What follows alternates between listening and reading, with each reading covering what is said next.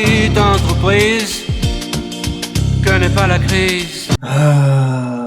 Bonjour chers amis et bienvenue pour ce Good Post 33. Quel plaisir de vous retrouver. On était revenu la semaine dernière avec un Good Post 32 bien fat, bien vénère de 2h50. On avait battu notre record de longueur.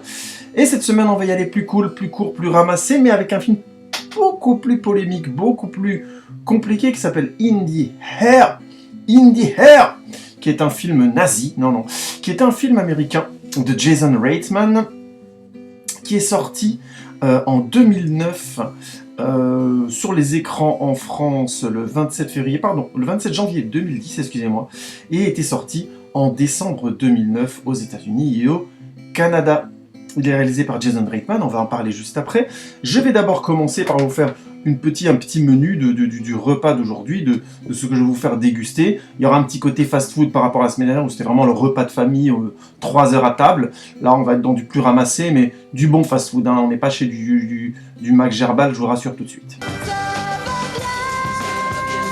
On va donc présenter un petit peu Jason Reitman, fils de Ivan Reitman. Donc il y a toute une histoire du cinéma à travers ces deux mecs. On va vous en parler un petit peu, faire le tour un petit peu de tout ça.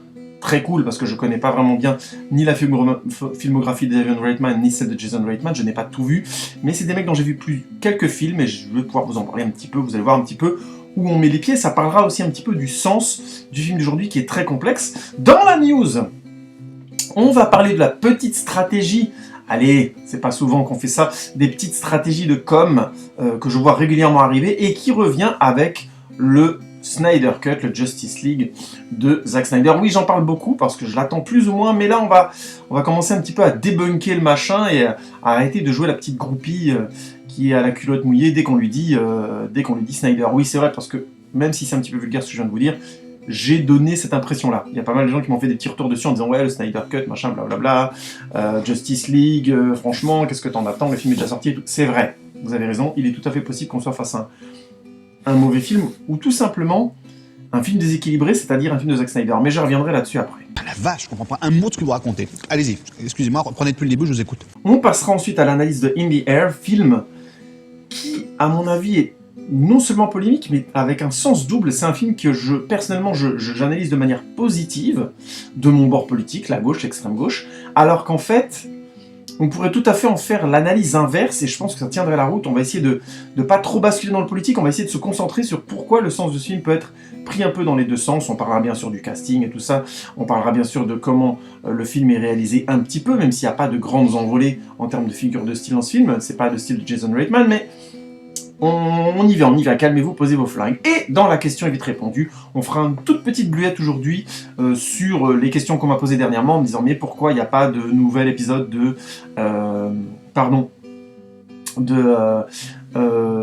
j'ai oublié ma némésis, le Gentleman, The Gentleman. Pourquoi il n'y a pas de nouvel épisode de The Gentleman? Pourquoi on n'a pas d'épisode de The Résumé, qu'on a eu essentiellement des podcasts depuis le début de l'année? C'est tout simplement parce que, comme je disais dans la semaine dernière, j'ai encore des choses techniques à régler, mais aussi en termes de rythme d'écriture, j'espère pouvoir mettre le pied à l'étrier bientôt. Je vais vous expliquer tout ça, et on fera une petite conclusion bien fat, bien dense. Allez, on fait vite aujourd'hui, mais intense et profond. Mais qu'est-ce qui se passe dans mon cul, là?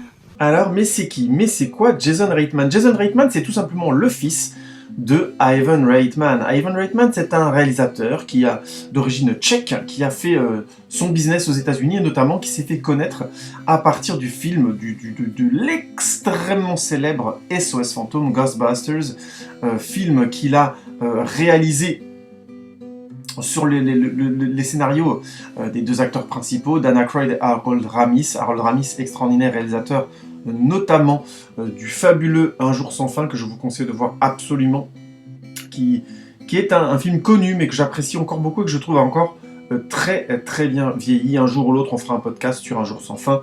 Voilà, c'est noté. Si vous voulez qu'on fasse vite ce podcast, vous me le dites. De toute façon, j'aime vraiment beaucoup ce film, j'aime beaucoup ce que ce film dit, j'aime beaucoup ce que ce film essaie de dire et comment il le dit. Et en plus, derrière, Harold Ramis, il a une carrière aussi d'acteur assez passionnante, donc n'hésitez pas à me relancer si vous voulez que je le fasse rapidement. Un jour sans fin, Groundhog Day. Donc, Ivan Reitman, Il a donc réalisé sur le scénario de Harold Ramis et de Dan Aykroyd Ghostbusters, succès international incroyable, à qui il a donné une suite qui fut elle aussi un énorme succès, et entre-temps il est devenu aussi réalisateur de films de comédie notamment, avec Arnold Schwarzenegger, donc dans sa grande période, hein, puisqu'il a réalisé Jumeaux, le fameux film où Arnold Schwarzenegger est le jumeau de Danny DeVito, et je sais, il fallait pas grand-chose pour nous faire rire dans les années 80, c'est une réalité. Un flic à la maternelle, Kindergarten Cop. Qu'est-ce qu'il a fait comme autre film qui a plus ou moins bien marché? Président d'un jour, je crois. Je crois que c'était avec Kevin Kline, exactement. C'est des comédies, on va dire, de mœurs, qui, comme on en voit beaucoup maintenant, je pense pas que les films d'Ivan Reitman étaient incroyables à ce moment-là. Il a réalisé l'effroyable Junior, le film où Arnold Schwarzenegger est enceinte. Oui, je sais. Déjà dans les années 90, les nouveaux concepts, ça devenait compliqué, hein. On avait du mal à en inventer. Et ensuite, j'ai pas vu grand-chose de ce qu'il a fait après, j'avais juste entendu parler de Ma Super Ex, le film de comédie de super-héros, ça c'était Ma Super Ex, tiens, faisons une bluette là-dessus rapidement, vraiment rapidement. D'accord, on va mettre un peu de rythme. Ah, c'est pareil, on va y aller, c'est pas de marquer ta vie sur les touches, on va y aller les premiers, et ça va redémarrer là. Et ça va redémarrer. Ma Super Ex, c'est un film naze, avec Uma Thurman dans le rôle d'une super-héroïne qui est jalouse de son copain, qui le plaque, et du coup elle lui pourrit la vie avec ses super pouvoirs, parce que bien sûr, c'est connu, les femmes ne sont pas capables de se gérer. Quoi qu'il en soit, c'était une mauvaise comédie, honnêtement, tout simplement. Mais c'était surtout en 2005 un signal un peu envoyé par Hollywood que les films de super-héros, on n'y croyait plus vraiment, que la hype qui était née dans les années 2000 avec X-Men et notamment Spider-Man était déjà en train de s'effondrer, et que, à part Spider-Man 3 qui devait arriver, je crois que X-Men 3 était sorti ou allait sortir, on n'y croyait plus vraiment, on allait vraiment commencer à les renvoyer à ce que c'était, c'est-à-dire des films un peu kitsch, pas très bien foutus, et on sait ce qu'il en a été ensuite avec l'arrivée de The Dark Knight, puis le début du MCU en 2008. Donc tout ça pour dire, c'est un film assez drôle, parce que c'est vraiment le film qui montre qu'à l'époque, Hollywood se dit, les films de super-héros, il y a toute une partie d'Hollywood qui se dit, les films de super-héros, de toute façon, les gens en ont déjà marre, donc autant faire des comédies à la con avec, de toute façon, ça dépassera pas ce niveau-là. Oui, je suis désolé, j'aime bien Uma Thurman, je trouve que c'est une très bonne actrice, voire une excellente actrice, mais sa filmographie est un peu en dents de scie, et Ma Super Ex, c'est clairement pas un grand film, Ivan Reitman ou pas. Donc Ivan Reitman, plutôt belle carrière, gros succès au début des années 90, puis ensuite il a fait surtout des comédies de mœurs, pas des films très intéressants,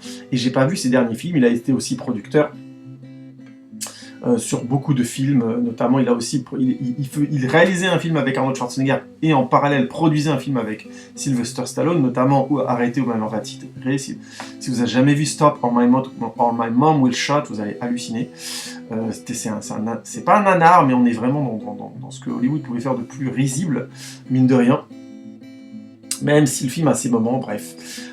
Producteur sur pas mal de films, et qui a été producteur donc sur In the Air, sur le deuxième ou troisième film de Jason Reitman. Et oui, Jason Reitman, on y revient. Jason Reitman, dont son fils, qui se fait connaître, qui se fait remarquer au niveau international avec Thank You for Smoking, film extrêmement polémique sur l'histoire d'un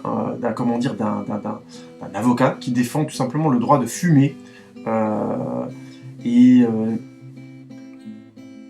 essayant de redorer le blason du fait de fumer, et qui avait ce point de vue hyper intéressant de ne pas faire passer le personnage pour un méchant, mais d'essayer d'épouser son point de vue, et il avait des arguments vraiment intéressants sur la liberté, ainsi de suite, pour défendre le droit, grosso modo, de choper un cancer. Mais c'était très intéressant, et je vous conseille de voir Thank You for Smoking, film absolument grinçant. Il est revenu 2 ans après avec Juno, qui est le film qui va vraiment le faire exploser ensuite. Petite perle de production indé, hyper sympathique, hyper intéressante, sur l'histoire d'une jeune fille rebelle, comment dire, avec un langage de charretier, mais en même temps un vrai esprit vif, interprété magnifiquement par Elliot Page, aujourd'hui, interprété magnifiquement à l'époque par Ellen Page, mais par Elliot Page aujourd'hui, et qui a un succès tout à fait mérité. Juno est un très beau film, je trouve, encore aujourd'hui, qui a vraiment bien vieilli, qui pourtant a déjà 15 ans, mais qui a vraiment une grande beauté dans son écriture, dans son ton, qui retrouvait, grâce notamment à une bande originale faite par une chanteuse. Ah, j'ai oublié le nom. J'ai oublié le nom qui faisait de la chanteuse. J'avais beaucoup aimé son travail. Je crois que c'est Kimia Dawson qui a fait toute une partie des chansons. Et c'était de la musique garage un peu enregistrée comme ça en direct, beaucoup basée sur du duo ou sur de la voix et de la musique en direct. J'aime beaucoup, ça donne un ton très réussi au film, et ça, même en voyant le film sans forcément comprendre l'anglais ou ce que les chansons disaient, j'interprétais vraiment cette voix dans les chansons comme celle de Juno, et je pense que le film essayait vraiment de le jouer comme ça. Film qui avait ses petits moments visuels intéressants, notamment avec un générique fait en papier découpé par une équipe de génériques qui a rebossé avec Ivan Reitman, notamment sur In the Air. Je vous parlais un petit peu du générique. Et film très intéressant, qui a été notamment qui a été pris pour un film pro-avortement, mais qui était plus simplement un très beau film sur les mœurs, sur l'adolescence et la sexualité, sur aussi l'adoption et les mythes liés à l'adoption, sur les problèmes, et posant vraiment la question du problème de l'âge et de la séduction, notamment avec un personnage de Jason Bateman très très très ambigu, enfin pas ambigu, mais qui paraît ambigu une partie du film. Ensuite on comprend exactement ce qui le motive, et c'est très très compliqué, le personnage étant finalement assez sombre mine de rien, puisqu'il drague littéralement Juno, et que grosso modo voilà, je vous déflore rien, on le sent très très vite dans le film. Et c'est un film qui est assez complexe, dont l'écriture des personnages était vraiment réussie, je trouve, avec beaucoup de profondeur dans ce que les personnages avaient apporté sur leurs problèmes, le film étant pas du tout évident. Et il était scénarisé par Diablo Cody, qui a eu sa petite, qui est devenue une scénariste hypée à la fin des années 2000, notamment avec Juno, mais aussi en écrivant l'excellente série The United States of Tara, que je vous conseille de regarder, qui est une excellente série qui malheureusement n'a pas de réelle fin. Désolé. Et j'ai pas vu ensuite ce qu'elle a pu écrire, Diablo Cody. Je sais je l'avais vu en co-scénariste sur le Evil Dead de Fede Alvarez, que je ne savais pas trop comment interpréter. Par contre, elle a été scénariste aussi sur Ricky and the Flash de Jonathan Demme. J'avais fait une critique courte à l'époque, et j'avais trouvé que c'était un bon film, honnêtement. Et je n'ai pas vu Tully de Jason Reitman, justement, je ne l'ai pas encore vu, donc je vous en parlerai quand je l'aurai vu. Donc notre ami Ivan Reitman perd ses fait feu de tout bois avec donc ces deux films, Thank You for Smoking et Juno, qui lance vraiment sa carrière. Il enchaîne avec In the Air, donc je vais vous parler tout de suite, qui va avoir un retour correct, qui va passer pour une comédie dramatique, va diviser politiquement, notamment en France, on a eu un article du Monde sur ce film qui était une charge qui a tiré dessus à boulet rouge. Et ensuite, il va réaliser notamment Young Adult, que je n'ai pas vu, Last Days of Summer, que j'ai pas vu, Men, Women and Children non plus, Tully non plus, avant de voir The Frontrunner, film très intéressant sur lequel j'ai fait un podcast. Je vous y renvoie avec un Hugh Jackman sorti des films de super-héros et qui nous propose une performance très intéressante dans le rôle d'un politicien, du premier politicien entre guillemets, dont la vie privée va devenir un scandale politique. Je vous laisse découvrir comment, c'est franchement pas mal. On est vraiment dans les prémices de la vie politique contemporaine mondiale actuelle. C'était fin des années 70, début des années 80. Vraiment pour le coup, sur le fond, un film très intéressant. Je vous renvoie à ma critique complète.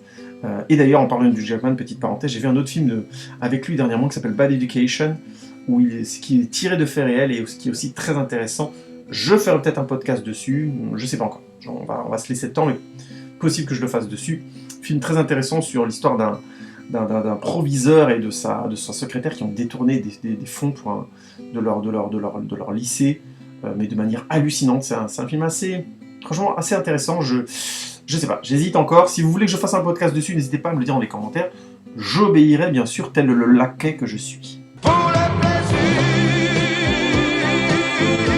Pour finir sur Jason Reitman, il a notamment écrit sur la série télévisée The Office, et en faisant 2 épisodes si je ne dis pas de bêtises, donc série immensément connue, avec Steve Carell dans la version américaine, et mon copain, maintenant c'est vrai, Ricky Gervais dans la version anglaise, la version originale de la série. Je vous conseille de voir les deux, c'est hilarant, ça fonctionne très très bien. Et il a notamment écrit des épisodes pour la série Saturday Night Live, pour le Saturday Night Live, le grand show de comédie américain. Et actuellement, il est en train de bosser sur SOS Fantôme, l'héritage, Ghostbusters Afterlife, qui est donc officiellement le Ghostbusters 3, après l'échec, je mets de gros guillemets, critique, le Arrow contre le Ghostbusters féminin, que nous avait proposé notamment Melissa McCarthy, et qui avait donc déplu. Moi perso, je ne ferai pas de podcast dessus, donc je peux résumer. C'est pas mon humour, c'est pas mon truc, mais je suis pas un archi-fan non plus des Ghostbusters originaux. Oui, calmez-vous, posez vos flingues, c'est pas si grave, hein. On peut vivre sans être fan forcément de Bill Murray. Tu vas avoir des gros problèmes. Non mais c'est pour expliquer le discours. malade. Mais qu'est-ce que... Enfin, tu sais ce que tu dis ou quoi? Mais on peut rien dire ou quoi, merde? La news d'aujourd'hui, c'est l'annonce, tout doucement sur les réseaux sociaux qu'on voit poindre, de Zack Snyder qui a donc annoncé dans des interviews récemment qu'il était open au fait de faire une suite à son fameux Justice League, The Snyder Cut, qui va donc sortir là, je crois, mi-mars, au 13 ou 14 mars. Qui va être en streaming sur HBO Max et qui va donc durer 4h12, donc autant vous dire que on va avoir un sacré morceau en plus par rapport au précédent Justice League. Rien que pour ça, je pense qu'il faut le regarder pour vous faire un avis plus juste sur le Snyderverse dans l'univers DCU. Bref, tout ça pour dire... je vous en avais parlé déjà il y a plusieurs semaines, mais comme prévu, Warner Bros est encore une fois en train d'essayer de faire monter de la hype en fait, ils avancent vraiment en téléguidé. Voilà, c'est simplement ce que je voulais dire. Je vous l'avais déjà expliqué. Avant Wonder Woman 84, on avait plein d'annonces sur un éventuel Justice League en plusieurs épisodes, avec d'autres films, avec Snyder qui ferait d'autres films derrière et tout machin. Wonder Woman 84 a eu un succès mitigé, notamment critique. Du coup, on n'en parlait plus du tout. Zack Snyder affirmait carrément que Justice League allait être son dernier projet avec DC et qu'il n'y avait pas de projet pour la suite. Et là, maintenant, on est 1 mois et demi après. Le Snyder Cut va sortir enfin, et non seulement le montage est beaucoup plus long que prévu, il fait 4h15, mais en plus, il nous dit si Warner est partant, et ça sous-entend si le film a du succès, je suis grave open pour faire la suite tout de suite. Bref, tout ça c'est de la com, tout simplement, je vais être honnête avec vous, c'est de la com, et ça prouve surtout, ça appuie essentiellement une chose, c'est que Warner Bros définitivement avance à chaque film. Ils ont un projet d'univers DC qui est décevant à cet endroit-là, puisqu'il avance de film en film, là où Marvel a la capacité de se projeter sur au moins 2 ans, et de dire écoutez, on va aller sur 2-3 films, on y va. Les projets Warner Bros de DC n'ont de cesse de changer à chaque nouveau projet, et je pense vraiment que c'est une erreur. Ça fatigue le public, je le pense sincèrement, et en plus, notamment dans le sens où on nous fait miroiter des choses et à chaque fois ça change de direction. Et en plus, je pense qu'on a clairement atteint un peu la limite de ce système sur les réseaux sociaux. On sent vraiment que les premiers tweets, les premiers messages, les premières interviews de Zack Snyder sur son Snyder Cut faisaient beaucoup de bruit. Là, franchement, ça s'est beaucoup calmé, il y a beaucoup moins de retweets, beaucoup moins de likes.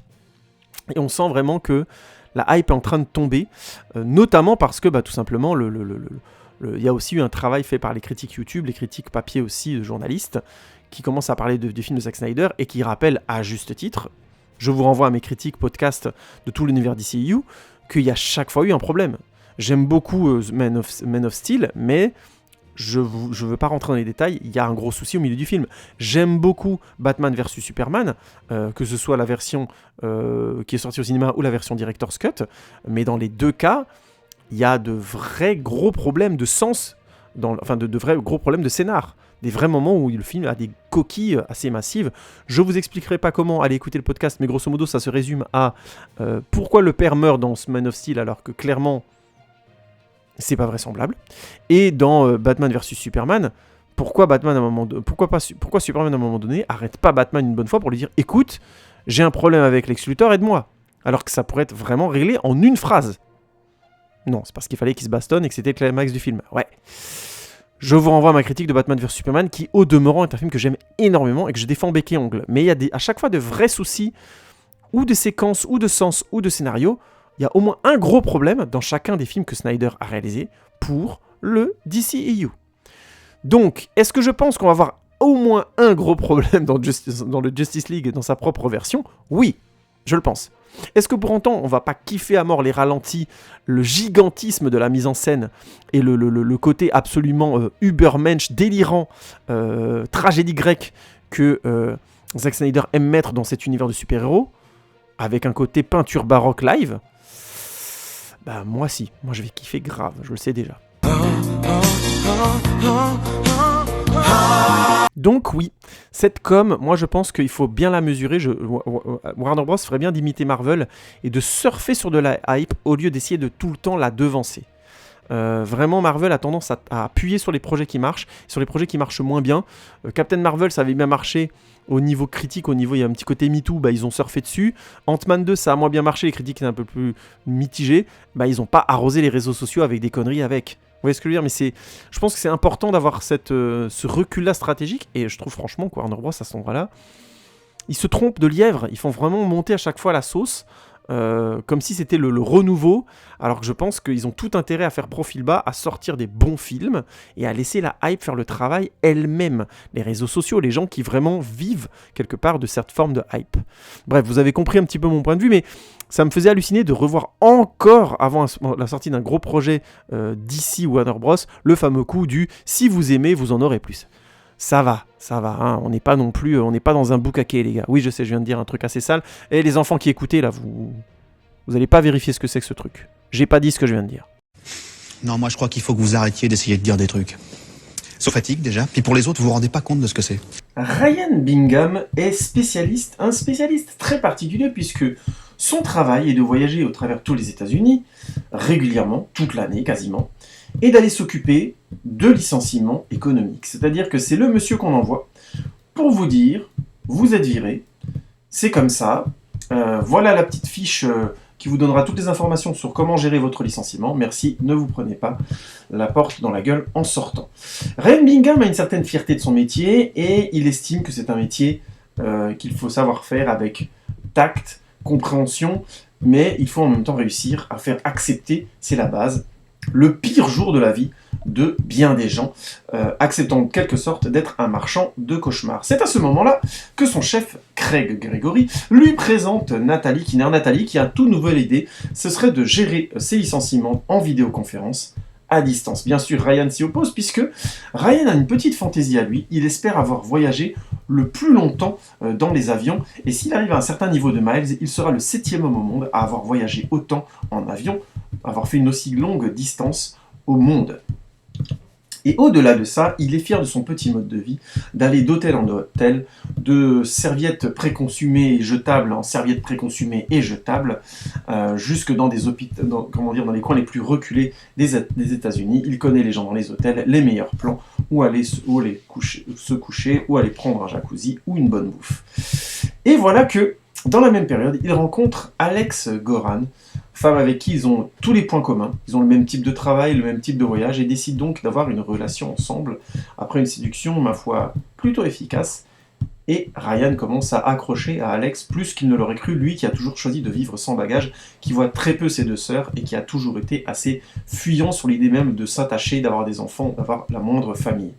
Il est donc obligé, par son chef, avant que le système de licenciement par vidéoconférence soit mis en place, d'emmener Nathalie Kinner avec lui pour lui montrer les ficelles du métier. Évidemment, ce voyage va avoir bien d'autres aspects et un bien autre poids que cette simple remise en cause de leur manière de travailler. Oh mon Dieu, les gens qui parlent en français, ils ont tellement de charisme. Une fois n'est pas coutume, Up in the Air, le titre original, ou Haut dans les airs comme le titre québécois, qui a choisi donc de faire une traduction littérale, et en France In the Air. Je soupçonne la boîte qui a traduit le titre d'avoir voulu garder ce côté In the Air, c'est-à-dire en français ça donne plus l'impression qu'on est en train de dire dans l'air du temps, en jouant sur un jeu de mots entre le fait d'être tout le temps dans les avions, d'être aussi de planer au-dessus de la réalité, tel que le générique le montre, je vous parlerai du générique après, et d'être aussi dans l'air du temps, la fameuse ère des licenciements économiques gérés où votre patron, votre hiérarchie ne vous voit plus, d'un seul coup deviennent des fantômes et on vous envoie un inconnu un ou une inconnue vous dire que vous avez tout perdu, que vous êtes dans la merde, mais que vous n'avez pas intérêt à faire un scandale de toute façon et que ça ne servira à rien. Donc, on est dans un contexte très particulier, mais In the Air est une comédie dramatique. Une comédie dramatique dans toute sa splendeur, c'est-à-dire qu'on a vraiment les codes du cinéma américain de base. Je reviendrai sur le casting et sur la performance après, mais George Clooney, Vera Farmiga, Anna Kendrick et Jason Bateman, ce sont clairement tous à la limite un peu Vera Farmiga et un peu George Clooney parce qu'ils ont fait d'autres choses entre-temps, et encore George Clooney il tourne plus beaucoup, et Vera Farmiga fait essentiellement des films de genre, notamment elle a joué dans un Liam Neeson et elle a fait notamment les Conjuring ces dernières années. Même si c'est une excellente actrice, il faut admettre qu'elle a une vraie tendance à faire des films de genre, ou alors des films, on va dire, à budget moindre, où on lui propose de la performance. C'est clairement une actrice qui cherche ça, et qui cherche pas trop dans sa stratégie de carrière à devenir une giga star. C'est déjà une très grande star, mais clairement on voit dans sa filmographie que c'est pas ce qu'elle cherche. Et donc, avec un casting comme ça, on est calibré pour de la comédie dramatique. C'est... je vous dis George Clooney, je vous dis Helen Warren, c'est des gens, voilà, vous les coiffiez bien. C'est pas des Ken et des Barbie comme vous pouvez l'entendre, mais c'est simplement des gens qui vont parfaitement coller au style d'image un peu chaleureuse, un peu douce de la comédie américaine classique. On est dans une réalité qui est à chaque fois légèrement gonflée, c'est-à-dire que la lumière, le cadrage, toujours sur quelque chose d'un peu cotonneux. On n'est jamais, ou quasiment jamais, dans des couleurs de peau ou d'incarnation des visages qui est, je mets des guillemets, réaliste. On est à chaque fois sur quelque chose d'assez stylisé. Tout est très travaillé. On est sur du cinéma hollywoodien, on va dire, que je qualifierais d'endormi, c'est-à-dire c'est ce cinéma qui, quelque part dans l'image, a tellement ingéré ses codes que toutes les comédies, vous les prenez, vous faites un champ contre champ de, je sais pas, 50 comédies dramatiques de l'année 2021 où nous sommes, qui sont sorties cette année, on n'a peut-être pas vu autant, mais imaginons, prenons plutôt fin 2020, début 2021, vous allez pouvoir faire quasiment un champ contre champ et n'avoir quasiment jamais l'impression que les personnages, que la photographie a changé. On va avoir toujours cette photographie qui donne beaucoup de richesse au regard, qui rend le regard très coloré, lumineux.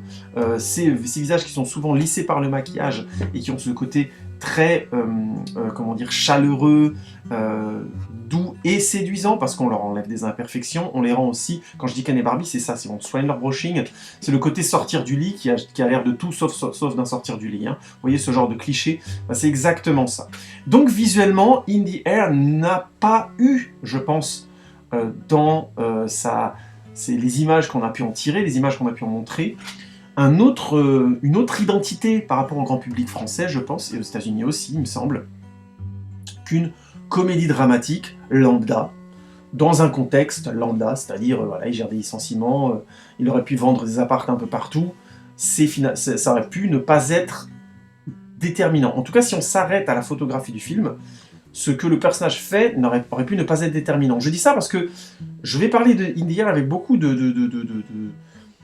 pas d'admiration, mais quelque part, j'apprécie vraiment ce qu'il réussit à faire.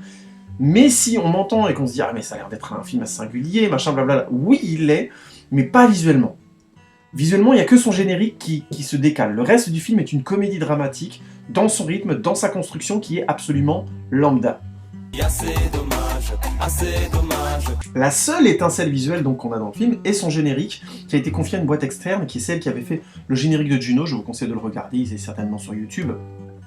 Générique où on voyait le personnage de Juno marcher, elle était découpée en animation, directement coupée sur l'image, les vraies images d'elle en train de marcher avaient été faites, et il y avait eu une sorte de découpage un peu comme si c'était un personnage coupé sur des magazines, vous voyez ce que je veux dire, avec un travail de couleur crayonné au gris dessus, en orange, avec un gros travail avec les oranges et les gris, l'enjeu étant vraiment de renvoyer Juno à deux choses. La première, c'est que c'est une gamine originale, et dont la perception du monde est originale et légèrement positive. C'est-à-dire c'est vraiment quelqu'un qui a une grande ironie, mais qui a un regard sur le monde qui est légèrement positif, qui est comment dire... c'est pas la gamine, comment dire, cynique parce que réaliste. Non, c'est une gamine qui a un certain réalisme, un certain cynisme, mais qui, au fond, est quelqu'un d'assez positif, et le rapport qu'elle avait notamment avec ses parents explique ça très très bien. Notamment le rapport avec son père et sa belle-mère, je vous laisse découvrir comment, je ne veux pas spoiler Juno, je trouve que c'est un très beau film. Je ferai un podcast dessus, si vous voulez que je fasse un podcast sur Juno, n'hésitez pas, ce sera avec grand plaisir. Donc, cette boîte externe avait réalisé donc ce générique hyper intéressant, très réussi, qui typait énormément le film, notamment grâce aussi parce qu'il était aussi sur la musique de Kimya Dawson. Et là, dans In the Air, on a tout de suite la musique orchestrale du film. Musique orchestrale qui est une musique absolument lambda, je suis obligé de le dire, de films de comédie dramatique américaine de Rolf Kent à base de... c'est une film des années 2000, donc on a pas mal de violons, un jeu sur, comment dire, des sonorités, on va dire, qui font un peu question. Si vous voyez pas ce que je veux dire, parce que j'ai du mal à trouver la nature du bruit, comment définir ce bruit-là, ce son-là, mais prenez comment dire, la sonorité musicale des épisodes de Dr House en enlevant les BO, hein, c'est-à-dire les musiques chantées. Prenez juste la musique orchestrale et vous avez vraiment le ressort principal de la plupart des musiques de comédie dramatique depuis milieu des années 2000 jusqu'à de nos jours encore. J'ai pas vu beaucoup de comédies dramatiques dernièrement, mais par exemple dans Bad Education, c'était de nouveau ce même type de musique. C'est encore très présent. C'est une musique qui est un peu plus, qui est à la limite, ce qu'on peut dire comme transformation, c'est que elle était un peu plus joueuse, vraiment comme la musique de Dr House, en jouant beaucoup sur des effets de comédie. Alors c'est un peu moins marqué dans In the Air. Je sais pas comment l'exprimer clairement. On est vraiment dans des sons qui sont de l'ordre du xylophone ou de la comment dire, de la cloche qui est boum, des petites choses comme ça, mais très très modérées. C'est pas de la comédie, vous savez, le dingue, c'est pas roulement de batterie et pouette.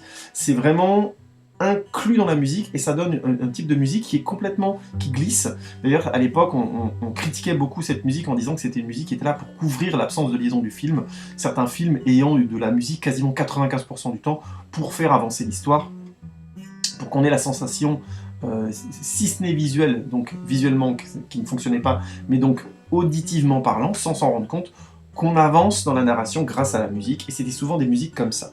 Donc Rolf Kent, pour moi, ne m'a absolument pas marqué dans ses compositions sur ce film, même si c'est un mec qui a fait énormément de musique, il a fait notamment la musique de la série Dexter, entre autres, mais je dois admettre que je connais la plupart des films dont il a fait la musique sont, de mon point de vue, des comédies dramatiques relativement dispensables, ou des comédies américaines, La Revanche d'une blonde.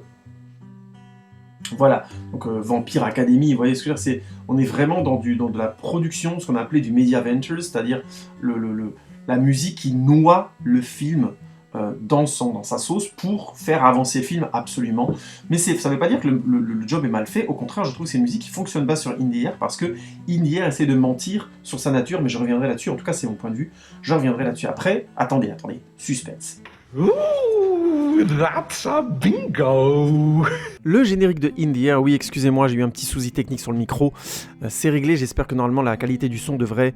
il y aura un petit effet malheureusement salle de bain, désolé, endroit à écho. J'ai vraiment un problème technique, il a fallu que je le règle, là ça a été tout un bordel. Donc voilà, je pense que là maintenant la qualité du son devrait revenir à la qualité maximale, exceptionnelle des autres The Good Post. Encore désolé pour le dérangement. Nul de la planète que j'ai jamais vu passer ici. Nul! C'est trop nul!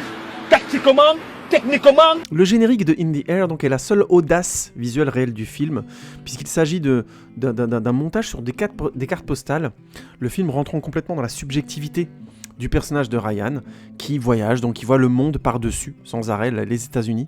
Et donc on a un effet carte postale comme ça, avec des jeux de découpage, tout ça qui sont très bien faits, très souples. Et l'enjeu c'était de donner la sensation, il y a eu un petit making-of dessus, donc c'était très intéressant d'écouter l'équipe. C'est rare qu'on voit une équipe de générique s'exprimer. Souvent les génériques sont faits par des équipes externes, mais on les voit pas toujours dans les making-of pouvoir expliquer ce qu'ils ont essayé de faire. Et là, leur démarche était vraiment d'essayer de renvoyer ces images de cartes postales à quelque chose qui soit pas neutre comme une carte postale. Donc de vraiment réussir à donner la sensation de quelque chose de doux, heureux, mais pas non plus de kitsch.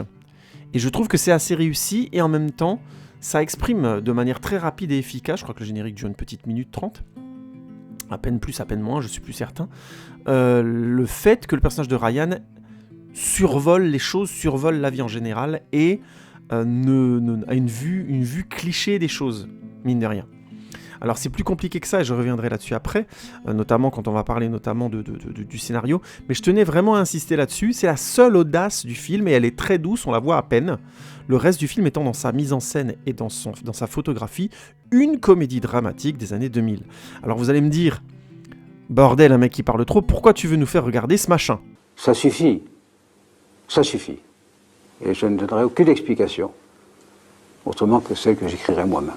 Le casting du film, oui, il faut quand même que j'en parle un petit peu, comme ça après ce sera réglé. Le personnage principal est donc joué par George Clooney, doublé comme d'habitude par Patrick Noéry, donc excellente voix française, la version française étant impeccable.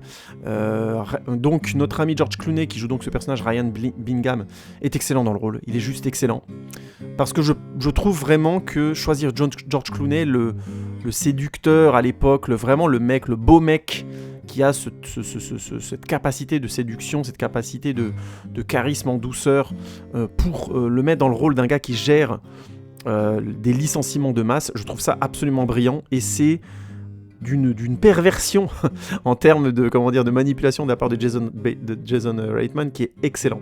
C'est-à-dire que je trouve vraiment que le choix d'avoir eu George Clooney sur le projet rajoute un côté maléfique entre guillemets à ce film, mais aussi à la notion même de licenciement de masse, tel que le film, mine de rien, le dit en sous-texte, mais je reviendrai là-dessus après parce que c'est plus complexe que ça.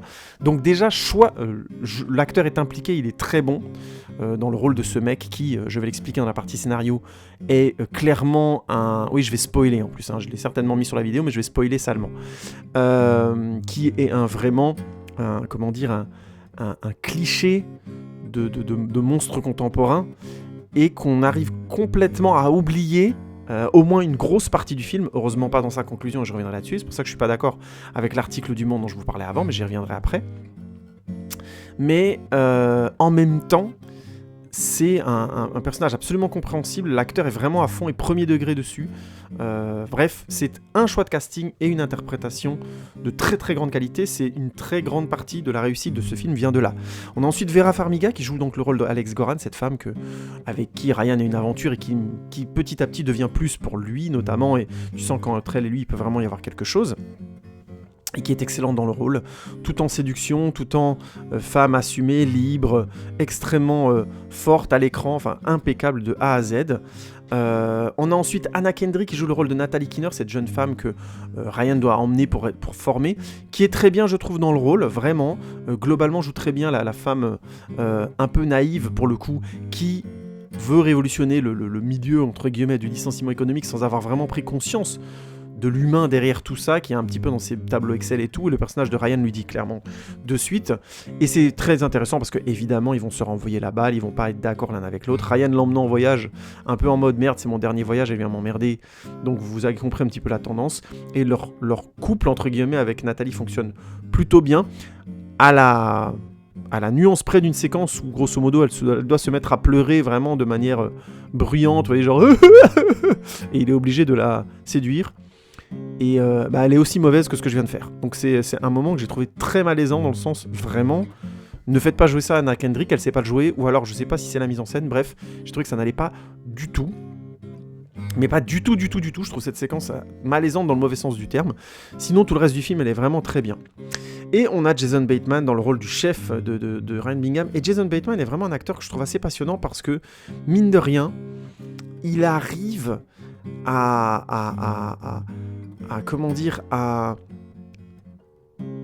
donner un côté malaisant à ces personnages qui est assez incroyable. C'était déjà le cas dans Juno, tout en étant un mec assez lambda.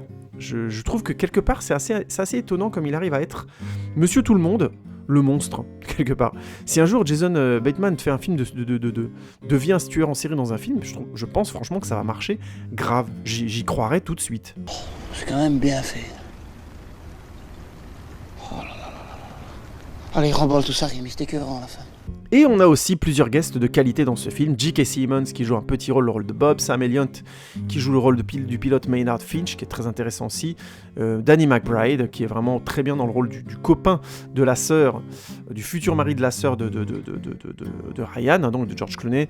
Et Zach Galifianakis dans un petit rôle qui dans les scènes coupées avait un petit peu plus de comédie, mais qui est vraiment très bien dans le rôle du mec licencié qui pète les plombs. Il est vraiment très cool. Ça fonctionne vraiment bien. Bref, un casting globalement bien choisi et bien utilisé, avec un scénario vraiment intéressant et profond, d'après un roman qui est tiré d'après le roman de Walter Kearn, j'ai oublié de le dire, Walter Kearn, pardon, que je n'ai pas lu, mais je serais curieux de le lire du coup pour avoir le point de vue de l'auteur là-dessus. Tiens, si je trouve In the Air et que j'ai le temps de le lire, je vous en parlerai peut-être, je reviendrai peut-être dessus dans la question est vite répondue, on y reviendra. Si vous l'avez lu d'ailleurs, n'hésitez pas à me dire ce que ça vaut, et si ça vaut le coup de le lire, parce que peut-être vous ferez peut-être gagner du temps. Merci. Victorier Mundis et Mundis Lacrima. Ça veut absolument rien dire, mais je trouve que c'est assez dans le ton. Je l'avais dit donc, on va spoiler salement, on va spoiler dans tous les sens, ça va être sale, parce que si je veux expliquer pourquoi je pense que In the Air est un très très bon film, et un film au discours hyper intéressant, et progressiste dans le bon sens du terme, il me semble, il faut que je vous spoil le film et que j'aille un petit peu au bout de son scénar. Donc on va essayer de résumer ça de manière efficace, parce qu'on est déjà un peu trop long aujourd'hui dans ce podcast. Donc, vous avez eu la base de l'histoire, je pars du principe que vous n'avez pas vu le film. Hein. Donc Ryan, vous connaissez l'histoire, il emmène Nathalie avec lui pour apprendre le métier, elle découvre l'envers évidemment, du métier de licencieur professionnel, avec le côté horrible évidemment. On a une séquence notamment particulièrement malaisante où une jeune femme leur dit clairement j'ai pas besoin de votre brochure, je sais les perspectives d'avenir qui m'attendent, il y a un pont près de chez moi. Et donc elle est, bien sûr, Nathalie est extrêmement choquée, et Ryan est obligé d'aller le voir en disant, tu sais, c'est le moment le plus, on est obligé de faire passer le moment le plus horrible de la vie des gens, donc ne te crispe pas là-dessus, ça va, comment dire, ils vont tous te sortir des choses comme ça, il faut t'y habituer, c'est tout, c'est comme ça, ils vivent le moment le plus horrible de leur vie. Donc le film avance, et donc petit à petit on voit bien que Nathalie a un regard candide sur le mode de vie de Ryan, et notamment sur la question du couple, puisque Ryan est un mec aussi qui fait des conférences un peu partout aux États-Unis en défendant le principe néolibéral bec et ongle, en fait. Hein. Le film ne le dit pas comme ça, mais il le dit, c'est-à-dire que il dit par exemple, le sac que vous portez au quotidien, il défend beaucoup le principe d'être VRP, de vivre une vie libre, c'est-à-dire de ne pas avoir à porter un prêt, une maison, enfin le prêt d'une maison, une femme, des enfants, machin, blablabla. Donc il a un discours qui est assez horrible, en expliquant, il a une métaphore, la métaphore du sac à dos, en disant si vous prenez ce sac et que vous mettez dedans tout ce que vous devez porter au quotidien, ça c'est déjà très très lourd à porter, hein, c'est lourd, n'est-ce pas, ça vous pèse sur le dossier de sentir ce sac. Et donc il essaie vraiment en fait, il a trouvé une métaphore pour dire aux gens que le poids des relations humaines est trop lourd et qu'il vaut mieux choisir un mode de vie qui vous en libère. Sous-entendu, un mode de vie néolibéral où tu penses essentiellement à toi, avec du prêt à consommer, du prêt à jeter, et ainsi de suite. Le personnage étant en fait d'un cynisme complètement larvé, mais qui est dans le film vendu comme quelque chose de très doux. Il faut vraiment que Nathalie arrive et commence grosso modo à lui dire mais c'est pas si mal d'être amoureux, d'être en couple, ainsi de suite, pour vraiment que lui commence à tomber le masque en disant non mais voilà, je sais plus exactement comment il lui répond ça, mais il lui dit grosso modo que c'est de la perte de temps, que c'est le mariage et l'amour, tout ça, c'est des conneries, et que c'est juste des systèmes pour s'enfermer, s'étouffer, et qu'il faut pas se faire ça, quoi, grosso modo, quoi. Ce qui donne lieu à la séquence la plus malaisante du film, où quand ils ont un dialogue sur l'amour, et il lui dit grosso modo qu'il y croit pas du tout, et en fait elle éclate en sanglots en lui disant oui, mon copain m'a lâché, machin. Donc bref, séquence. Alors le fait que son copain l'ait largué est cohérent par rapport au thème du film, c'est-à-dire que je reviendrai là-dessus en termes de sens quand j'aurai fini la partie scénar, mais que ce soit lui ou toutes les personnes qu'on voit participer à cette entreprise, ou qui sont les personnages du film, que ce soit le chef Jason Bateman, ou George Clooney, ou Anna Kendrick, sont malheureux. Enfin, c'est pas qu'ils sont malheureux, mais ils n'ont pas de vie de couple ou de famille. Ça, il y a le sous-entendu que ce sont des gens extrêmement seuls parce qu'ils le méritent. Et donc, dès le départ, on a un foreshadowing. Oui, je suis en train de vous spoiler à la fin, mais vous allez comprendre, de toute façon, je vais tout spoiler. Elle est donc larguée par son copain parce qu'elle voyage tout le temps, qu'elle a perdu contact avec lui, en quelque sorte. C'est ce que le film explique plus ou moins directement, et donc le personnage de Ryan se retrouve donc à devoir la consoler plus ou moins, et là, comme par hasard, dans le même aéroport, c'est le genre de coïncidence de comédie dramatique que j'apprécie parce qu'elle permet de faire avancer le propos du film. Et bien, évidemment, il y a le personnage d'Alex, le personnage de Vera Farmiga qui arrive, et donc ils ont cette relation. On comprend depuis avant qu'ils se donnent rendez-vous dans différentes villes selon comment ils voyagent, et que Ryan, donc George Clooney, il est de plus en plus amoureux, clairement, il tombe amoureux clairement d'elle, il commence à envisager une vie avec elle, et ainsi de suite, sous aussi l'exemple et la poussée positive du personnage de Anna Kendrick, de Nathalie, qui se termine par une séquence assez drôle où en fait le personnage de Ryan ne comprend pas. Il a une de ses sœurs qui peut pas voyager, et du coup il a tout un gimmick à faire. Il a une photo de elle et son mari coupée, et il doit faire des montages, vous voyez, des montages photos un peu à la con, en tenant cette petite pancarte avec eux deux, et il prend une photo pour faire comme si qu'ils ont voyagé partout où Ryan il est allé, et comme ils n'ont pas les moyens de se payer une vraie lune de miel, c'est un peu un voyage joli et métaphorique, qui se paye des photos comme ça, bon voilà quoi. Donc il y a évidemment derrière un discours économique qui est hyper intéressant, et le personnage de Ryan le fait plus parce que ça le dérange pas dans ses voyages, et que ça le permet de montrer à ses frères et sœurs que lui il voyage vraiment. C'est indirect mais c'est une réalité. Ça fait clairement partie du discours du film, notamment la grande sœur lui renvoie clairement ça dans les dents, qu'il est jamais là, que c'est un fantôme, et qu'en plus il est content de l'être, ce qui est quand même assez insultant pour ses frères et sœurs et tout. C'est quand même un discours très très fort. Et donc dans un moment donné ils font cette fameuse photo, Nathalie vient le voir, le soir d'avant clairement il a passé la nuit avec Alex, et Nathalie lui dit donc voilà, t'es vraiment un con parce que tu te fais croire en plus que tu ne voudrais pas aller plus loin avec elle, alors que c'est évident que vous avez quelque chose et que tu vas passer à côté parce que tu te fais croire que ta petite vie de célibataire endurci, de mec grosso modo de requin, elle te plaît quoi. Oui, le personnage disant clairement dans une de ses conférences qu'ils sont dans un monde de requins, et que tout le sac qu'ils portent sur le dos, s'ils portent ce fameux sac familial, ils pourront pas l'être, et que c'est le seul moyen grosso modo d'être performant, d'aller au-delà et d'être un bon licencieur. Visiblement, j'ai pas trop compris autour de quoi tournent ces fameux colloques. Je pense que c'est autour de ça, Je pense qu'il fait la promotion de son propre travail, donc de faire des licenciements économiques un peu partout, et donc il explique grosso modo que les êtres humains c'est pas des bonobos, ils sont pas en train de faire l'amour quand ils ont un problème, c'est des requins. Et donc Nathalie lui renvoie ça un peu dans la gueule, en fait, que sans attache il va finir tout simplement seul, mais aussi que il y a quelque chose de l'ordre du vide, et que c'est un mensonge, qu'il a vraiment quelque chose pour Alex, et qu'il faut qu'il commence à l'admettre. Donc là commence une deuxième partie du film, où le personnage de Ryan va, par coïncidence, être invité par sa sœur, enfin c'est pas qu'il est par coïncidence, il y a pas l'anniversaire, le mariage de sa sœur qui va avoir lieu, et on se rend compte donc qu'il a deux sœurs qu'il ne voit jamais, comme j'expliquais, et il rencontre donc le petit copain de sa sœur, qui lui propose de faire un business, et qui l'envoie gentiment et qu'il les conduit gentiment, mais qui est clairement aussi un passage pour montrer que clairement Ryan ne pense qu'à lui, il gagne très très bien sa vie, il pourrait aider le business du mari de sa sœur, mais il l'envisage pas 2 secondes. Clairement, on sent clairement que c'est pas irrespectueux, on voit clairement qu'il le dit gentiment. Il y a pas de... Le discours du film, c'est pas c'est un vilain, il l'envoie chier en lui disant va te faire foutre, c'est pas ça du tout. C'est juste, il lui dit je vais pas mettre de business là-dedans, clairement. Il les conduit poliment, parce qu'il est doué pour conduire les gens poliment, c'est son métier, mais il a clairement... Il soutient pas sa propre sœur. Vous voyez ce que je veux dire ? Il y a quelque chose comme ça d'indirect, qui est qu'il est clairement individualiste jusqu'au bout. Et donc, en parallèle de ce moment-là, il arrive à faire venir Alex.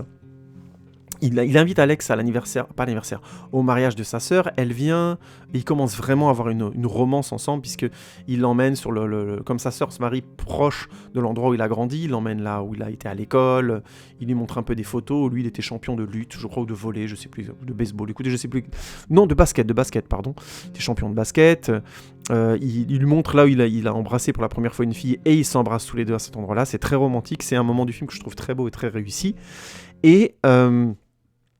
grosso modo, là, vraiment, on sent que lui, il est Morgan pour de bon, et il n'y a aucun signe du côté de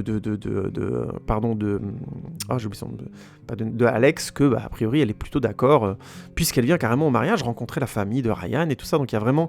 Et elle se débrouille très très bien, et elle a vraiment un rapport avec lui qui est d'une belle romance.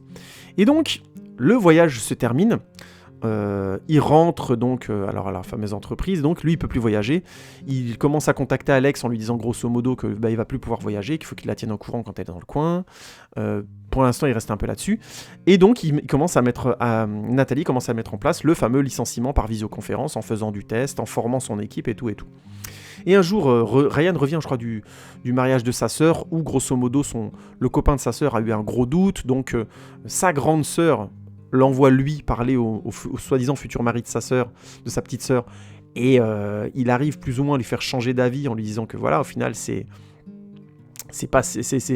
la vie, c'est peut-être juste en fait, il faut que j'explique ça un peu.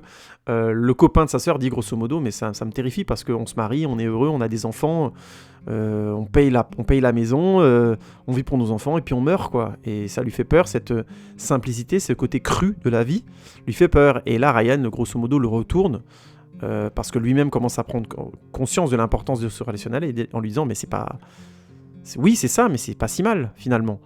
Et il arrive à grosso modo faire changer d'avis, il va retourner voir sa sœur, le mariage a lieu, blablabla. Et donc lui, évidemment, il assiste au mariage, il est même ému, il a même eu les larmes aux yeux quand sa sœur est emmenée devant l'autel. D'ailleurs, il y a ce moment assez fort, je trouvais très bien écrit, où il propose à sa sœur de l'emmener à l'autel, puisque leurs parents sont morts, et de donc lui prendre le bras, comme le père devrait le faire, entre guillemets, dans la tradition protestante américaine, religieuse américaine, et elle lui dit non, mais c'est bon, il y a l'oncle de mon copain, je sais plus comment il s'appelle, Jim, je crois, qui va le faire. Et c'est une séquence terrible parce qu'on sent vraiment qu'il y a un malaise chez les sœurs en mode quoi ? Pourquoi il me propose ça lui maintenant ? Enfin, tu vois, il y a vraiment un blanc du genre, mais depuis quand il essaie d'être proche de nous et qu'est-ce qu'il essaie de faire, quoi ? Qu'est-ce qu'il essaie de dire ? Bref, séquence qui fonctionne très très bien et qui marque encore une fois à quel point Ryan a été loin, trop loin des membres de sa famille, mais presque de manière entre guillemets, il a tellement pas expliqué et tellement été en mode je fais ça et c'est tout, qu'il y a vraiment le personnage est quarantenaire dans le film. Faut s'imaginer que ça fait déjà plus de 20 ans qu'il taffe comme ça et qu'il a clairement envoyé bouler sa famille de manière très distanciée. Bref, vous avez compris un peu l'idée. Et donc le voyage se finit, Nathalie est en train de former son équipe, et alors que un matin Ryan revient à son travail, il commence à être formé en visioconférence, il déteste ça, mais bon, il n'a pas le choix. Et un jour il revient au travail et il apprend que Nathalie a démissionné, parce que la fameuse femme qui leur avait dit il y a un pont près de chez moi, eh ben, elle a utilisé le pont. Elle a fait un petit plongeon à la Tarzan, quoi. Quelle indignité. Et ce suicide provoque pas son licenciement, elle démissionne, donc elle quitte ce travail, elle décide de changer de milieu, clairement. Et ça a un double effet, c'est que Ryan, lui aussi, se rend compte qu'en fait, il veut vivre avec Alex, et il décide d'aller lui déclarer sa flamme, qu'il se rend compte qu'il veut s'installer, que peut-être faire le travail en visioconférence, ça le dérange plus, que grosso modo, grâce à Alex, il a envie de commencer une vie de couple. Et donc, il cherche l'appartement, l'adresse que Alex lui a donné, il la retrouve à Chicago, il y va, il y a une grande maison, il arrive sur le perron avec un bouquet de fleurs, il toque, elle ouvre la porte, et là, derrière elle, il y a des enfants qui montent à l'étage, tout simplement, et en juste un plan, on comprend que Alex est marié et qu'elle a des enfants. Et donc, Ryan est littéralement figé sur place. Je crois qu'il a juste eu le temps de lui dire je suis dans le coin, donc je m'étais dit que je viendrais te voir, et grosso modo, elle lui fait des grands yeux en lui disant mais qu'est-ce que tu fais là et lui, il est sans réponse. Il fait mais qu'est-ce que tu t'imaginais, tu vois ? Et il a un recul comme ça et il s'en va. Scène est très très bien écrite, les deux acteurs sont excellents, et donc il appelle Alex sur le chemin du retour, je sais plus s'il est dans l'avion ou si je sais plus où il est exactement, il l'appelle, et Alex lui dit mais je sais pas ce que tu t'imaginais, j'ai toujours été clair avec toi sur ce qu'on partageait, c'est super parce que toi t'es ma bouée, t'es ma bulle d'air pour supporter mon quotidien, et c'est super ce qu'on partage, donc n'hésite pas à me rappeler, tu vois. Et elle sait quelque part ce qu'elle est en train de lui dire est horrible, et on le sent dans sa manière très, très modérée, en fait, on sent qu'elle l'a déjà dit à d'autres. C'est ça aussi qui est très très fort dans l'écriture, c'est que dans la manière dont Vera Farmiga le joue, elle est impliquée, donc elle a quelque part vraiment partagé quelque chose avec lui, mais en même temps, elle l'a déjà dit, elle a déjà vécu ce moment-là, donc elle lui dit « Si ça t'intéresse comme ça, n'hésite pas à me rappeler », et lui ne répond pas et raccroche. Évidemment, il a le cœur brisé, et donc on comprend que voilà, il va réintégrer son quotidien maintenant transformé tristement. Et la fin du film, grosso modo, c'est comment dire, non, c'est pas la fin du film. On voit donc Anna Kendrick, le personnage de Nathalie, qui est en train de postuler un autre travail. Et en fait, on lui dit, le patron de la boîte lui dit, voilà, pourquoi vous avez fait tel travail dans le licenciement, c'est un job assez costaud, non? Elle disait, oui, effectivement. Et elle admet, elle fait, effectivement, c'est parce que je suivais mon copain à l'époque. Voilà. Elle fait, ouais, je comprends. Qu'est-ce qu'on ferait pas par amour?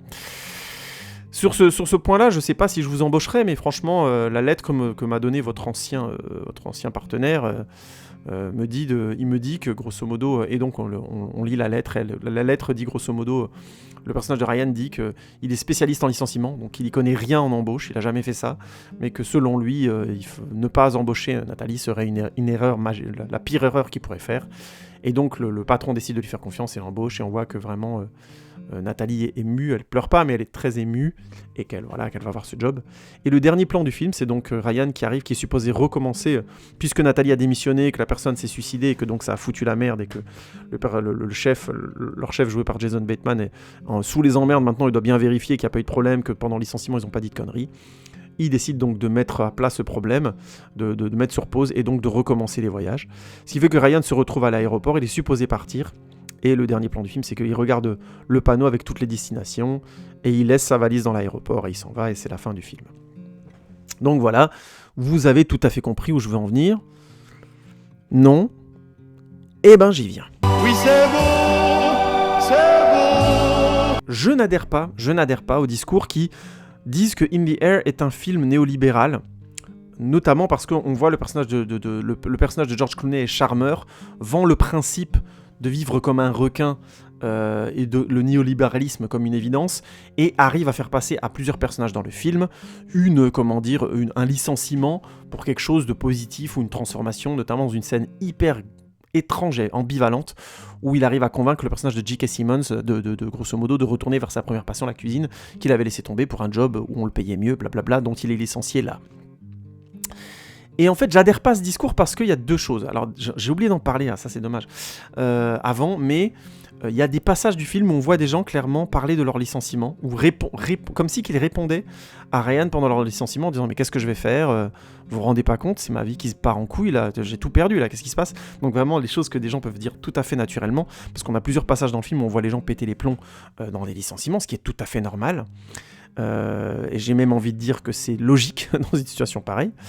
Et donc, on a clairement dans le film cette présence de ces moments qui, je m'en doutais, n'étaient pas des moments tournés dans le film de manière normale, puisque la lumière du film change légèrement, leurs visages sont beaucoup plus crus, et c'est des rares moments, c'est court, et c'est des vrais gens qui ont été licenciés récemment, qui ont témoigné pour le film.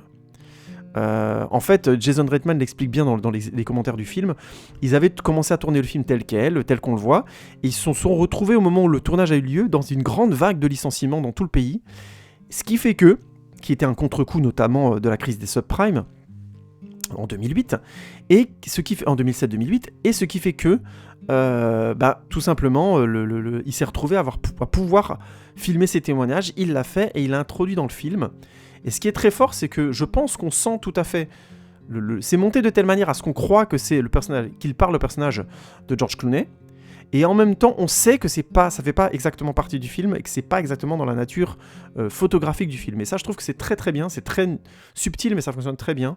Ça montre bien la violence réelle d'un licenciement tout en faisant partie du discours de la fiction, et ça je trouve que ça fonctionne vraiment très très bien. On a ces différentes personnes qui réagissent, et ensuite dans le même contexte similaire, on a un acteur, J.K. Simmons, Zach Galifianakis ou d'autres, qui subissent un licenciement, et on a donc cet échange de dialogue, ce champ contre champ classique avec George Clooney ou Anna Kendrick. Et ça, je trouve que déjà le choix d'avoir mis ça donne bien le discours beaucoup plus complexe que le film veut donner. Il nous dit clairement que ces personnages ne sont pas des acteurs et que ce sont des gens qui sont vraiment licenciés. C'est évident. J'ai dû vérifier pour être sûr après, mais c'était, comment dire, assez clair dans la mise en scène. J'aurais pu le deviner et être, sûr de mon coup, sans trop de difficultés. Donc il y a déjà ça en termes de forme. Le film n'est pas du tout en train d'épouser Manu Militari ou de manière évidente, ou nous faire épouser Manu Militari. Le point de vue du personnage de George Clooney, c'est déjà pas ça. Même moi, c'est la première fois de ma vie que je l'ai dit. Je dis, les gars, on a tué personne. Avant, pour présenter le film, je dis, on a tué personne. Et la deuxième chose que je trouve brillante et qui enterre une bonne fois pour toutes, je pense, la critique sur ce film, de mon point de vue en tout cas, c'est le fait que le destin des personnages liés au licenciement, comme je le disais avant, est sans appel. Le personnage d'Anna Kendrick change de travail le jour où elle se rend compte de l'horreur de ce qu'ils font et ne perd son couple. Et le personnage de Ryan est puni. Il est puni de la pire des manières. C'est-à-dire que le personnage d'Alex, c'est vraiment le niveau au-dessus, entre guillemets, de ce que Ryan est. C'est-à-dire que Ryan pense être un requin qui maîtrise sa vie aussi bien financière qu'affective, alors qu'en fait, c'est un homme qui vit dans un grand vide et qui, comme tout le monde, le jour où il tombe amoureux, n'est plus entre dans un cycle de fragilité qui est celui d'une personne. On peut faire le parallèle avec une personne qui est licenciée. Et en fait, ce qui est génial, c'est que quand Alex lui dit au téléphone clairement le texte qu'elle peut dire à n'importe quel homme avec qui elle a des aventures comme ça, elle est clairement en train de le mettre dans une position d'impuissance que lui-même n'avait jamais connue. Et le fait qu'il ait besoin de vivre ça pour arrêter de faire des licenciements économiques est très intéressant parce qu'il y a ce double discours dans le film qui dit que d'un côté, le licenciement économique est une erreur, une violence qu'on devrait faire à personne, surtout de manière aussi déshumanisée, et en même temps et en parallèle, il y a vraiment ce manque de sincérité dans les relations qu'on peut mettre dans les relations avec autrui en étant dans une sorte de relation cotonneuse au-dessus de la vie, de tient jamais, et il y a toujours quelqu'un qui finit par en souffrir quand c'est pas les deux parties. Et ça, je trouve que c'est cohérent par rapport au discours que le film tient sur le licenciement économique. Il y a vraiment... Le film, je trouve, est absolument clair sur le fait qu'il dit le licenciement économique est mal dans sa forme, dans son fond, et pour les gens qui le font. C'est-à-dire qu'il y a vraiment quelque chose comme ça qui, pour moi, est transparent. Alors, pourquoi on peut quelque part avoir l'avis inverse sur ce film ? Mais voilà, mais c'était sûr en fait. C'était sûr. Tout simplement parce que le film, je trouve, va exprès pousse l'ambiguïté très loin en donnant le rôle principal à un acteur charmeur, ce personnage de George Clooney. Et pour peu qu'on soit pas forcément armé sur la question politique, clairement, que souligne le film sur les licenciements économiques, on peut tout à fait passer à côté, je pense, de l'horreur de ce que le personnage dit. Parce que le film de manière très neutre. Le personnage d'Anna Kendrick est un des rares personnages à renvoyer le personnage à l'horreur de ce qu'ils font, mais il faut pas oublier que elle propose de faire quasiment pire, avec le licenciement économique à distance, qui est encore pire, qui est vraiment une horreur, qui doit certainement exister aujourd'hui d'ailleurs. Le film date de 2008, donc je serais pas surpris du tout que ça existe, qu'il y ait des boîtes qui gèrent du licenciement économique à distance. Et il faut qu'il y ait un suicide pour qu'elle se rende compte pour que vraiment elle ait le déclic en se disant non mais c'est un job que je ne peux pas faire. Ça elle a quand même ce déclic in fine, mais c'est le seul personnage qui va lui dire clairement ce que tu fais est horrible. Sinon le film va grosso modo adhérer à son point de vue, le film utilise à mon avis le meilleur chemin possible pour ne pas avoir ça, mais je peux comprendre qu'on puisse rater cette subtilité là en grosso modo en voyant le film comme une comédie dramatique classique, matinée d'un discours politique assez froid, entre guillemets, et se dire, voilà, en fait, à la fin, c'est un film triste, quoi, c'est une comédie dramatique. À la fin, il devrait être amoureux, mais en fait, elle lui a menti. Grosso modo, ça se résume à le personnage de Vera Farmiga est une salope. Et je comprendrais qu'on peut s'arrêter à ça. Je comprendrais. Mais honnêtement, je trouve ça un peu gros, notamment dans la critique que Le Monde en a fait, parce que je trouve que c'est transparent. Le film... Le personnage n'a pas le droit au bonheur. Clairement, le film lui dit « Ce que t'as fait, c'est beaucoup trop horrible pour que toi, tu aies droit à un échappatoire, une sorte de paradis d'amour, là, tel que tu l'as vécu. T'as déjà eu bien assez. » C'est ça, grosso modo, que le film lui dit. Et quand le personnage décide d'arrêter, donc laisse sa valise, donc arrête ce métier, c'est là que sa rédemption peut commencer. Et c'est là où le film s'arrête pile au bon moment, au vrai climax du film, c'est-à-dire ce mec se rend compte de l'horreur de ce qu'il a fait subir, de son mode de vie, à sa famille, à ses proches évidemment, mais aussi à d'autres femmes probablement avec qui il a eu des aventures et qu'il a dû traiter comme ça, même si le film aurait peut-être dû être plus transparent là-dessus, même si on s'en doute, qu'il l'a fait. Je pense que ça aurait pu être présent quelque part dans le discours du film, peu importe. Mais le fait qu'il le subisse, je trouve ce revers amoureux est tellement juste dans la sensation que peut avoir un employé d'une entreprise. Pour moi, c'est ça. C'est l'employé d'une entreprise qui est 20 ans dans une boîte. Au bout d'un moment, il est dans une forme de relation amoureuse avec l'entreprise. Et le fait d'être reconduit, c'est vraiment la relation amoureuse où, à un moment donné, le partenaire te dit non mais en fait je sais pas ce que tu t'es mis en tête mais on n'est pas amis, hein. Vas-y, hein, tu sors de ma vie, t'as autre chose à faire, moi ça va, oui je sais c'est dur mais quand même, j'avais été honnête avec toi, vous voyez ce que je veux dire?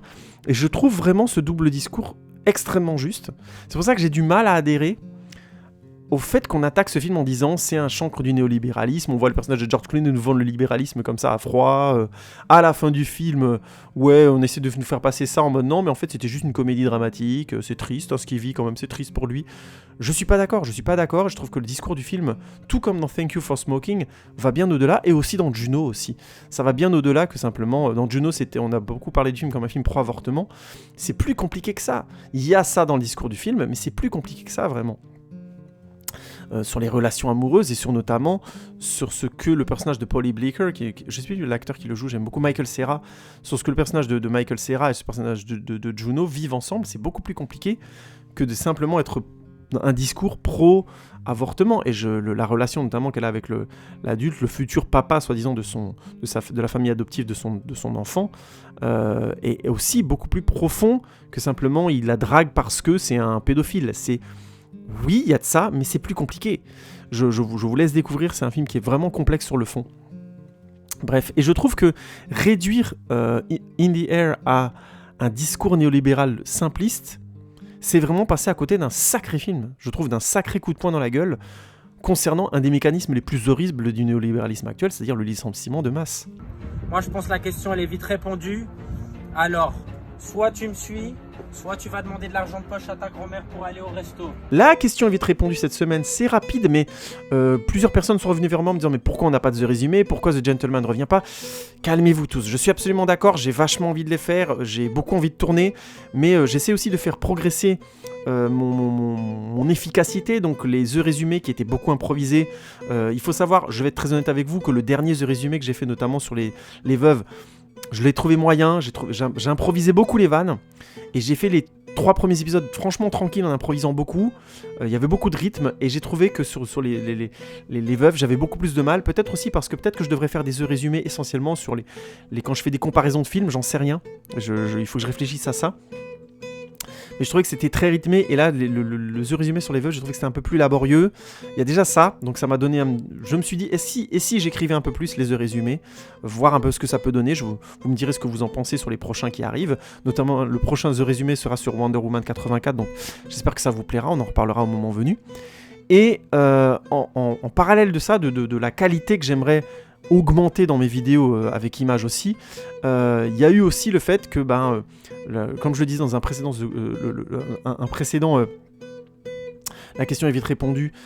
J'ai toujours ce problème technique, je n'arrive toujours pas à transférer les vidéos de mon nouveau téléphone Xiaomi de la mort qui tue sur mon PC. Je n'y arrive pas pour l'instant, donc tant que j'ai pas trouvé comment transférer des vidéos tournées en HD, que je préfère avec très belle qualité grâce à ce téléphone, je me lance pas, tout simplement, je suis désolé, mais je préfère attendre encore un petit peu. On verra, hein, si vraiment je suis bloqué encore longtemps, entre guillemets, encore 2-3 semaines avec ça, et que j'ai fini l'écriture du Wonder Woman 84, je ferai quand même un The Résumé avec ces qualités d'image là. Concernant The Gentleman, il y en aura le Gentleman, il y en aura un que j'ai déjà tourné il y a un moment, qui sera pas en HD, mais j'aimerais vraiment ensuite enchaîner les Gentlemen en HD, donc j'ai plusieurs épisodes d'écrits, mais il faut que je puisse les tourner et il faut que je puisse être sûr de pouvoir transférer les images. Donc, patience, chers amis, je fais tout ce que je peux. Si vous avez des petits conseils, des petits tips pour transférer les vidéos de mon Xiaomi vers un PC ou vers un Mac, n'hésitez pas. Moi, pour l'instant, je n'y arrive pas, ça bloque. Mais je vais tout faire pour vous faire des vidéos avec images le plus vite possible. Faites-moi confiance. Merci pour vos retours très enthousiastes sur ces différents formats. Ça vous plaît. Et aussi, je vais vraiment tout faire aussi pour que bientôt les The Good Post soient de nouveau écoutables sur ma page WordPress, sur mon site, sur un mec qui parle de trop.wordpress.com, qui je sais pas pourquoi, mais depuis un moment WordPress n'accepte plus les fichiers audio, il les lit plus, c'est-à-dire que le lecteur apparaît mais il les lit plus, donc je ne sais pas pourquoi. Il faut que je règle aussi cette question. Désolé pour ceux qui avaient l'habitude d'écouter The Podcast, The Good Post directement en podcast post sur le site. Je vais essayer de régler la question et de vous mettre aussi les The Good Posts sur SoundCloud. Bref, ça fait du taf. J'ai besoin de vos bonnes vibes pour tout ça. Je sais, je suis un peu une tapette, mais envoyez-moi un Genki Dama, ça fait beaucoup de travail à faire. Sans compter que j'ai un nouveau rythme de travail, qu'il faut que j'essaie de tout caser dans mes lundis. En fait, grosso modo, je vous passe les détails. Donc voilà, je suis un peu là-dedans. Allez, envoyez-moi des ondes positives avec des likes et des partages et ainsi de suite, et ça ne me fera avancer que plus vite. Ou tout simplement, soutenez-moi, regardez les épisodes, dites-moi ce que vous en pensez, c'est ce qui compte le plus. Voilà, je vais faire mon maximum en tout cas. C'est gentil, n'est-ce pas, madame? C'est gentil ce que je vous dis. In the Air est un film qui mérite largement que vous le voyez. Et que vous le voyez en ayant conscience, j'espère en tout cas avoir assez insisté dessus, tant pis si je l'ai spoilé, ce n'est pas grave, qui mérite largement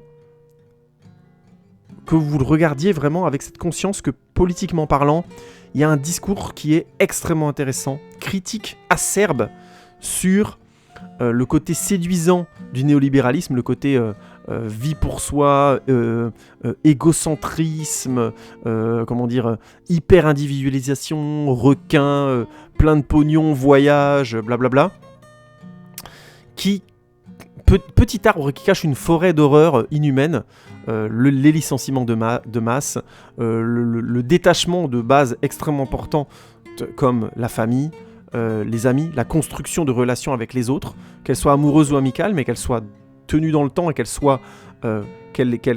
aient la possibilité d'avoir votre sincérité, qu'elles aient la possibilité, ces relations, d'avoir votre sincérité, quel que soit votre mode de vie. Je ne suis pas en train de vous vendre quelque chose de sédentaire. Il n'y a pas de principe derrière ma tête là qui revient en mode oui, installez-vous, mariez-vous, machin. C'est pas du tout ça le discours que j'ai. C'est plus ce que je critique, c'est cette déshumanisation que propose le néolibéralisme et que le film montre de manière brillante en nous faisant adhérer à une très belle histoire d'amour avant de nous l'arracher, vraiment de nous l'arracher en pleine gueule, comme le personnage de George Clooney, de nous renvoyer ce miroir en pleine face en nous disant quand on vit comme ça, quand on est aussi inhumain, on mérite pas le happy end, on mérite pas le romantisme d'avoir une vie qui se construit parce que on n'a pas fait ce qu'il fallait pour le mériter et pour et pour envoyer un tel message dans ce film. Je suis désolé, je suis obligé de conclure, mais Le Monde, vous vous êtes gouré. En vous attaquant à In the Air, vous vous êtes tiré une balle dans le pied. Vous êtes un journal qui est plutôt de tendance gauche social-démocrate, donc effectivement peut-être que le néolibéralisme vous dérange quelque part. En tout cas, je comprends pas trop pourquoi, parce que ça me paraît plutôt être votre bord politique, mais imaginons. Mais par contre, ne pas voir le cynisme quelque part et le coup de poing dans la gueule qu'est ce film sur cette question du licenciement économique et du néolibéralisme cavalant, c'est dommage. C'est dommage parce que, purée, c'est un excellent film, quoi. Chin chin à la tienne, aïe aïe aïe aïe aïe aïe, devinez qui déboule. Toi 100 fois, j'ai hurlé pendant des mois, j'ai crié sur tous les toits, ce que je pensais de toi, société, société, tu m'auras pas.